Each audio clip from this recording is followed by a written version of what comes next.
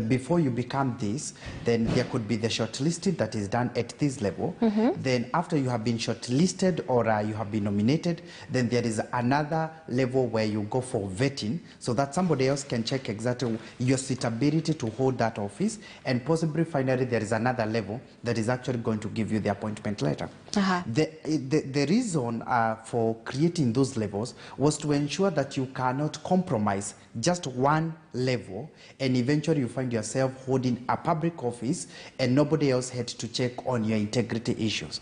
Now, it is the same principle and it is the same spirit that was actually being employed in Article 166, where the JSC will carry out the shortlisting of the names, and then there is another authority that is going to appoint. Now, what I find the lawyers who are arguing against the 6 names that have actually been left out is that they are missing that the power to appoint that is given at Article 166 has the idea like he cannot alter the list. And that is very clear. He cannot alter, he cannot remove the name Jimmy and put that one of Bishop. That is totally different. And number 2, but if it is to appoint, he has the reason not to. You know, we are reading that article like it is so direct you can only do it. It is just way forward and there is nothing else to reverse. Let me ask this, and this is actually one of the questions that we have been asking ourselves. The names to be appointed have actually delayed for 1 year since JSC nominated that list. It's actually more than 1 year since the JSC actually nominated that list. Now, the president had indicated that he had a problem with certain names way before all this actually happened. Right. I did not see the JSC convening and calling for a meeting to review the names and say there is something that is actually happening and we need to check on these names that the president is saying that he's not comfortable on ABCD. Yes. Just the other day, the same JSC nominated a lady to become the Chief Justice for the first time in Kenya. Now, the Lady Justice has now gone through the process, has gone to the vetting. For instance, if we went to the JLAC committee, and the JLAC had an issue with the Chief Justice, they cannot appoint another one. They cannot say, we have realized Mother Koome, we have a problem with Mother Koome. Can we ask whether Philip Mogo can come? No, they can't do so. But they can give the recommendation and say, although the JSC thought Mother Koome is the best, our report and our investigation and our interactions with her here through the vetting process, we feel she is not suitable for that. Right. And therefore, the president can act on that report to say that I'm not going to appoint the CJ. That's the point I find that we are missing. And number 3 is that this is data for, if you take out of the 40, because one passed away along the process, these are data for out of 40 were actually, that's like 80% have actually already been appointed. Now, the challenge we have been having in our courts, and actually the back row, has actually been accredited that we had fewer judges. Yes. Now, we have gone forward to try and solve this problem.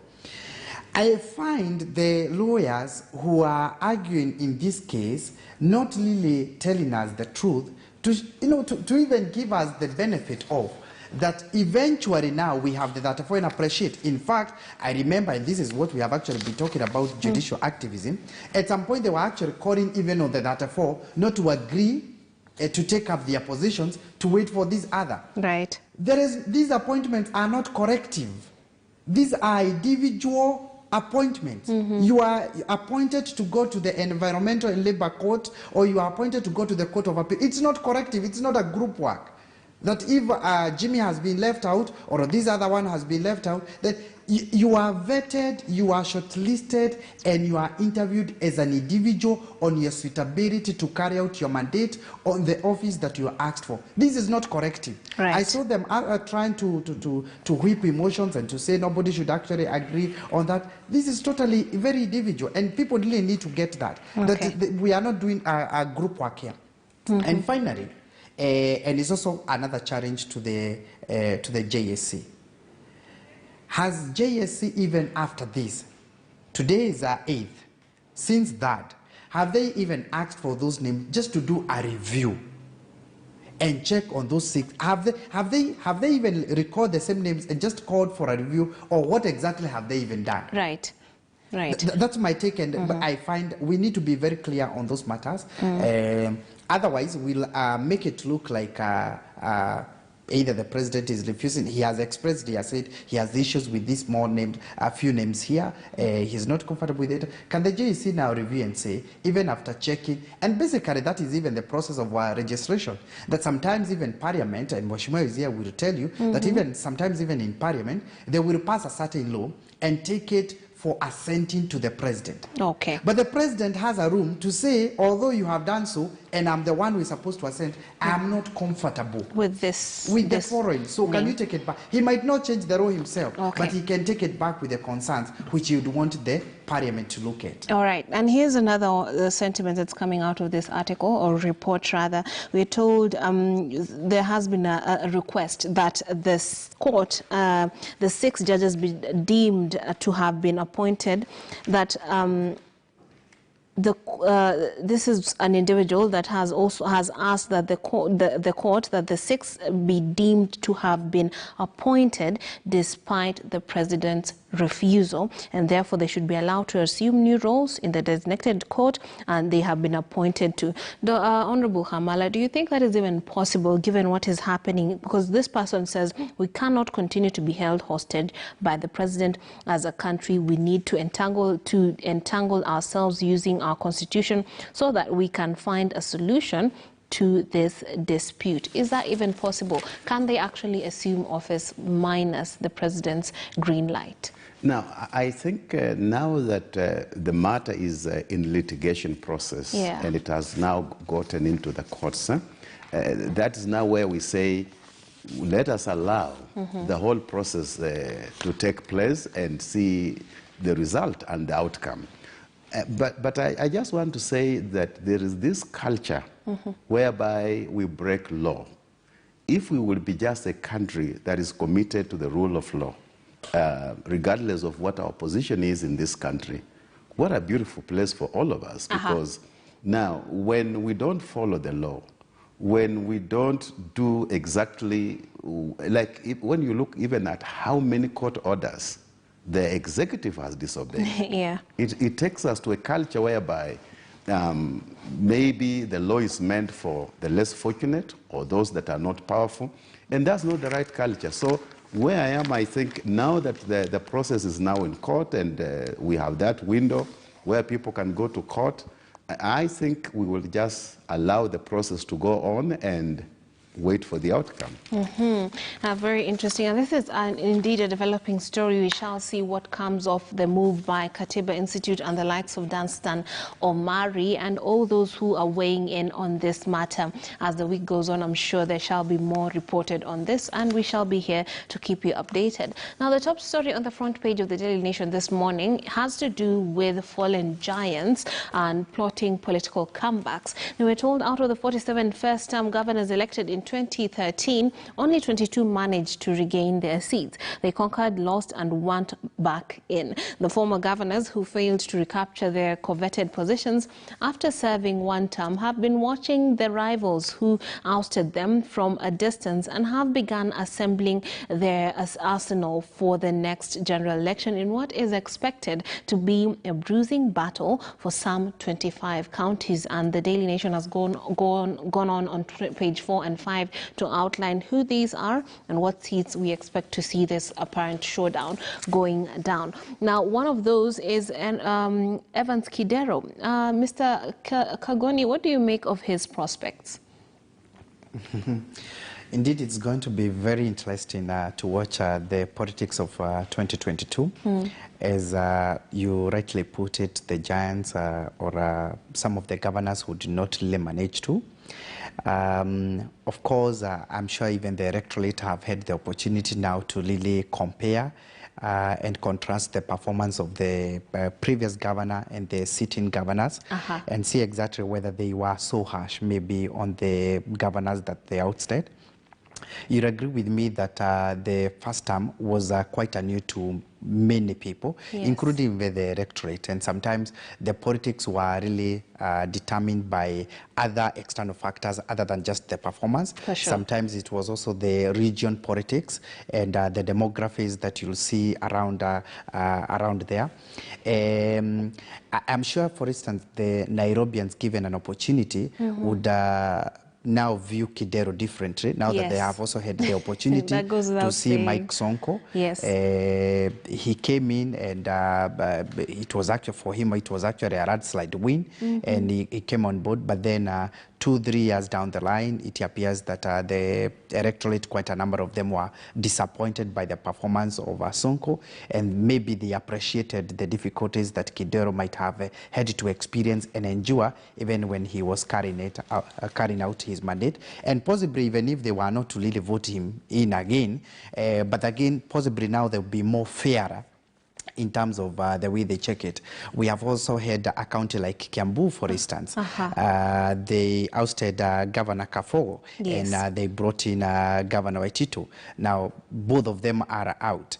I'm sure if you ask the people of Kiambu, and this is actually some of the conversation that has been there, they have reflected a lot whether they were really fair in regard to how they treated Governor Kafogo, so to speak. And whether they would vote him in again or not is another thing altogether. But the issue is that they has had a platform to now really compare the performances and see exactly whether they were really fair. Because you'll agree with me that the politics in our country, most of the time, they are not really determined and decided on basis of performance and delivery. There are so many other factors at play. Right. Now, I'll just pause you there. Speaking of so many other factors, we cannot ignore the electorate. Do you think the Kenyan electorate is learning, for example, from the two counties you pointed out, Nairobi and in Kiambu? Do you think the people are learning from the mistakes and will be voting in a more informed way moving forward? Incidentally, it looks like the electorates only reflect about it, and they have very beautiful lessons way slightly before the elections. Immediately now we get into the elections and the campaign period. Right. It looks like the electorate now forget all that, and you find them making the same mistake. But in between, you find they are having very objective conversation on exactly the performance of the sitting member of parliament, sitting member of the senators, the governors, and all that. You find them having very objective conversation. But just slightly before the election date, then you find them making the same mistake. Getting carried away. Yes, immediately now they start interacting with the politicians themselves. Then you realize that has completely changed. Okay. What they had viewed of him, what they had actually thought of him. For instance, the conversation in Nairobi is that people feel Mike Sonko didn't really do as they expected. There was the expectations were quite high. But can I shock you? Don't be shocked if he's re-elected in this Nairobi again. Okay. Now, Honorable Hamala, what do you make of Ken Lusaka's prospects? He's one of the governors that have been, or rather former governors that have been outlined here as people who are fallen giants that are plotting a comeback. I think we have to agree that the politics of Kenya kind of rotates around regions and around kingpins. We were in a state where Kenyans were more in a mind of electing individuals based on performance and delivery and record.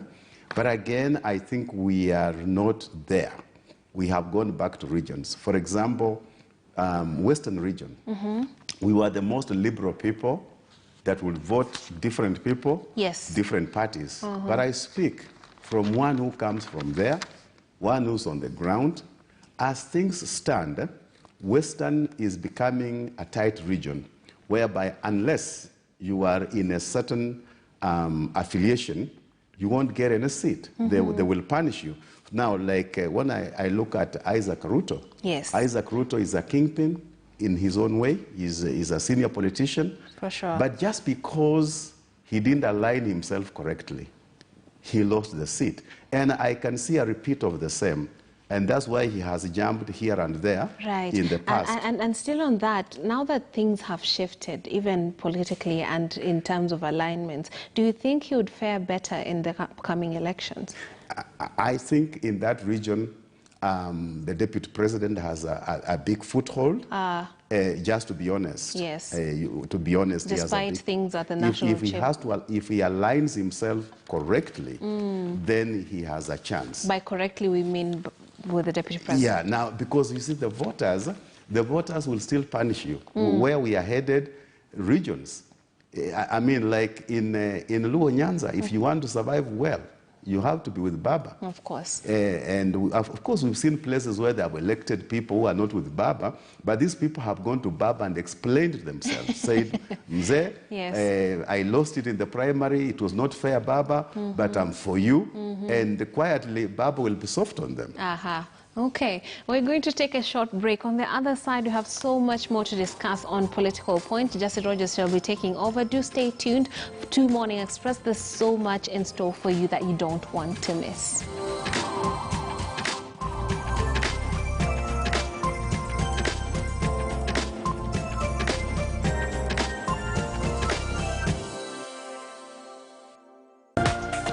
This is KTN News.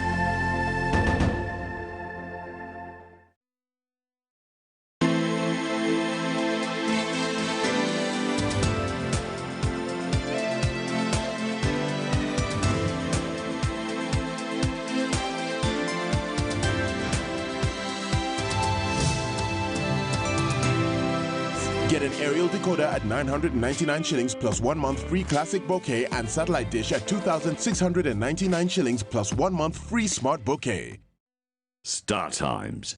Enjoy digital life. Farmer digging up for anything other than your crops should be the last thing on your mind, at least with us around. Making you a successful farmer is what inspires us. At Farm Kenya, we give you the best we can by separating the wheat from the chaff, by ensuring that you harvest every bag of produce you've invested in. With only 2 shillings per SMS, you can now get access to weather alerts, the latest information on pests and diseases, agricultural events around you alongside agricultural and marketing tips. To subscribe, all you have to do is send the word FARM to 22840. Because at Farm Kenya, we believe in being Kenya's reliable source of agricultural content for your growth.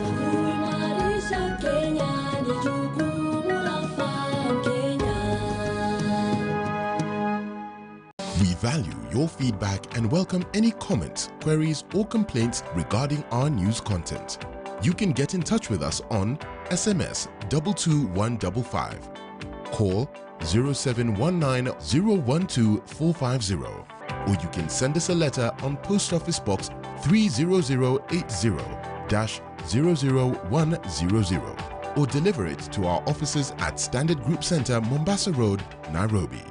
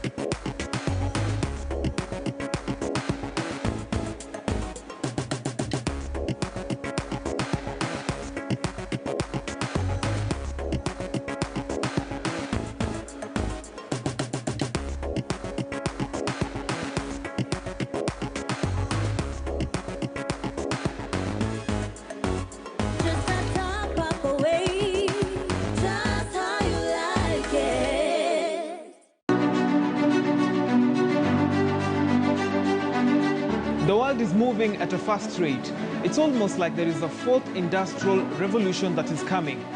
But this revolution is not going to be about smoke and coaches. It will be about tech, convenience, and efficiency. This is a prototype of a tracking device used for asset tracking, and it's made in Kenya. This is a solar pump that uses solar energy for irrigation purposes. We seek to bring you the stories of young people, providing solutions to real-time problems in our country. This is KTN News.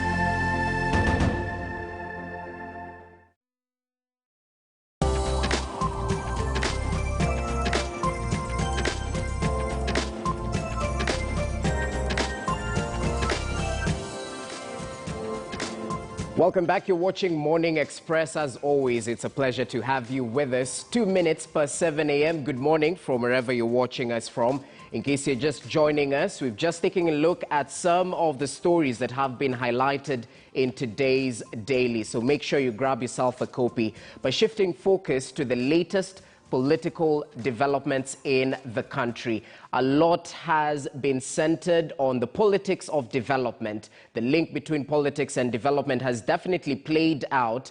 A section of leaders, some of them from Western Kenya, actually complain about feeling sidelined in terms of the Nyanza goodies we saw dished out by President Uhuru Kenyatta during that eve of the Madaraka Day celebrations. And just yesterday, leaders from the Rift Valley region spoke against the politics of tokenism, also mentioning that some of the projects in the Rift Valley, among them Aror and Kimwarer dams, should be put back into circulation by the government. So we'll try and debunk all this. And still with us in studio, gentlemen, many thanks for your patience. I'm joined in studio by Jimmy Kagoni, who is a political analyst. I'm also joined by Bishop Titus Hamala, who is the Member of Parliament for Lurambi constituency. Thank you for your time.